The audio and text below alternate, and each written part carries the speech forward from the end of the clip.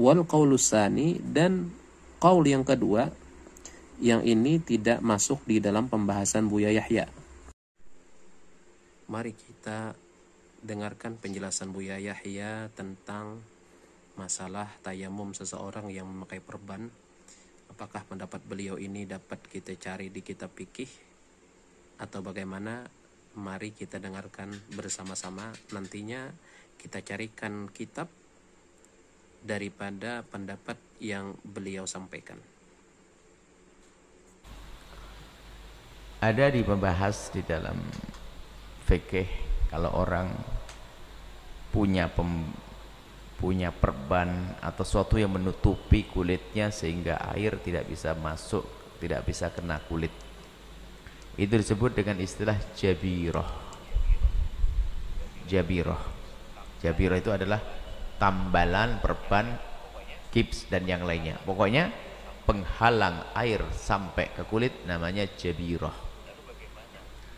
Lalu bagaimana di dalam mazhab Imam Syafi'i, tapi dalam fikih praktis Buya tidak ngambil mazhab Syafi'i. Dalam mazhab Syafi'i itu kalau ada yang semacam itu, Anda wudhu dan tayamum. Setelah wudhu bagian muka, kemudian setelah itu Anda mau basuh tangan kan, basuh yang bisa dibasuh. Adapun yang tidak bisa dibasuh, perbannya tadi Anda ganti dengan tayamum. Jadi setelah wudhu membasuh tangan, kan ada sisanya yang belum dibasuh, maka Anda ngambil debu, tayamum. Setelah Anda selesai tayamum, tayamum sempurna, tayamum wajah, tayamum. Setelah itu melanjutkan setelah tangan ke kepala. Namanya kalau nanti tempatnya di dua tempat, maka Anda melakukan dua tayamum. Itu Anda dalam mazhab Syafi'i. Dan itu kami menghafal, itu adalah waktu kami belajar fikih, apalagi penjelasan dari Fathul Qorib di Syekh Bajuri sangat jelas, Hasiatul Bajuri. Dan pembahasan sangat jelas, subhanallah. Dan itu adalah kecerdasan ulama dulu memahami ini, memahamkan kita. Kita faham dan kita hafal dan kita ngajar. Subhanallah, giliran saya sakit, kok berat banget ini saya jalan begini. Enak waktu saya sehat ngajarin orang, kamu harus begini. Wah, ini yang ngerti ilmu saja, yang bab ini saya ngerti kan, bab itu berat ini. Wah, enggak. Gimana ini? Orang sakit perlu diringankan seringan-ringannya. Masa harus tayamumnya 4 kali, jangan-jangan malah 3 kali. Maka ternyata ada kemudian dari madhabnya Imam Abu Hanifah. Jadi basuh yang bisa dibasuh, adapun di atas perbannya cukup Anda usap dengan airnya, nggak usah pakai tayamum, sudah selesai. Jadi yang basuh bisa basuh, bisa dibasuh, nggak usah pakai dua cara. Itu madhab Abu Hanifah yang kami hadirkan. Ini pun juga orang sakit, orang sehat juga enggak kok. Nggak usah ngiri deh sama orang sakit. Mau sakit? Oh enak banget, enak apa dong sakit kok. Nah, jadi kita hadirkan termasuk fikih praktis. Anda beli fikih praktis nanti ya, ada penjabaran lebih luas di belakang terakhir kalau tidak salah, bab toharoh ya, seperti itu. Jadi yang bisa dibasuh Anda basuh, kemudian yang ini kan tidak bisa dibasuh, cukup diusap dengan air di atas perbannya, maka sudah selesai, nggak usah pakai tayamum. Itu ngikuti dalam mazhab Imam Abu Hanifah. Jangan disiksa dengan tayamum 2 kali dan sebagainya. Tayamum, wudhu, tayamum. Beliau dalam hal ini menjelaskan mazhab Imam Syafi'i yang menurut beliau sangat sulit. Kemudian beliau mengambil pendapat Imam Abu Hanifah. Ini tujuannya tidak lain, beliau adalah untuk memudahkan umat. Mari kita bahas satu persatu daripada pendapat beliau. Beliau tadi menyampaikan pendapat Imam Syafi'i yang sangat repot ya.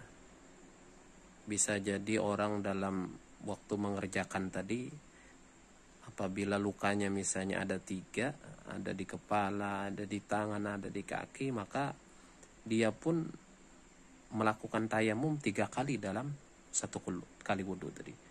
Itu sangat sulit, sebagaimana dijelaskan juga di dalam kitab Yaqutun Nafis, yaitu bab tayamum halaman 106. Jadi yang Buya Yahya sampaikan tentang mazhab Imam Syafi'i itu benar adanya. Di sini dijelaskan wa hadhihi tariqatu fiha masyaqqah. cara yang dijelaskan Buya Yahya di madhab Syafi'i tadi itu sangat sulit dikerjakan. Haitsu yalzamuhu tajfifu ma ghasalahu. Sekira-kira wajib akan dia mengeringkan anggota badan yang ia basuh ketika wudhu itu. Ketika kering baru dia melaksanakan tayamum. Yang caranya sebagaimana dijelaskan oleh Buya Yahya, dan ini sangat sulit. Wa innama fi Mughnil Muhtaj, hanya saja di dalam kitab Mughnil Muhtaj dzukira salah satu aqwalin, disebutkan 3 qaul. Wal mu'tamadu 'inda Nawawi ma dzakarnahu, sedangkan yang mu'tamad menurut Imam Nawawi apa yang kami sebutkan, yaitu sebagaimana yang dijelaskan oleh Buya Yahya. Wal qaulus tsani, dan qaul yang kedua, yang ini tidak masuk di dalam pembahasan Buya Yahya. Ya, tidak masuk. Beliau untuk memudahkan umat langsung beliau kepada qaul Imam Abu Hanifah. Nanti kita cari qaul Imam Abu Hanifah sebagaimana beliau jelaskan. Adapun qaul kedua, yaitu yuqaddamu tayammumu, didahulukan, atau yuqaddimu tayammuma, seseorang mendahulukan akan tayamum, alal wudu, atas wudu, thumma yatawadda, kemudian dia berwudu. Jadi dia bertayamum dengan sempurna, kemudian dia berwudu dengan sempurna. Adapun untuk jabirahnya atau perbannya cukup dia sapu saja. Wal qaulu as-salisu, perkataan atau qaul yang ketiga, yatawaddau wudu'an kamilan thumma yatayammamu.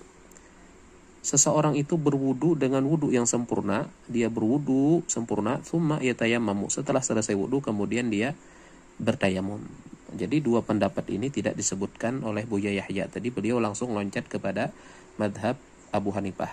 Kemudian kita akan cari kitabnya tentang madhab Imam Abu Hanifah yang dijelaskan oleh Buya Yahya ini.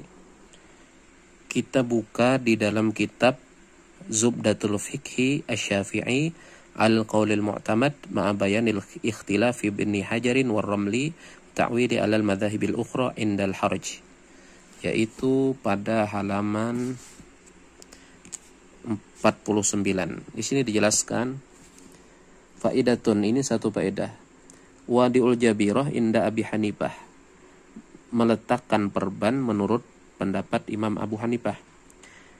Yamsahu 'alaiha, seseorang menyapu atas jabirah tadi. Jadi ketika berwudu, di mana ada perbannya, dia cukup menyapukan air di atas perbannya tersebut. Wala yatayammamu, dan tidak perlu bertayamum. Wa yusalli, kemudian dia salat, wala yu'idus salata, dan dia tidak perlu mengulang salatnya ba'dal bur'i, setelah sembuh mutlaqan, secara mutlak. Ini adalah pendapat yang beliau sampaikan tentang pendapat Imam Abu Hanifah, tidak lain dan tidak bukan hanya untuk memudahkan umat. Jadi kesimpulannya, Buya Yahya adalah seorang yang sangat alim, yang beliau menguasai berbagai madhab, tidak hanya di madhab Syafi'iyah. Wallahu a'lam bishawab.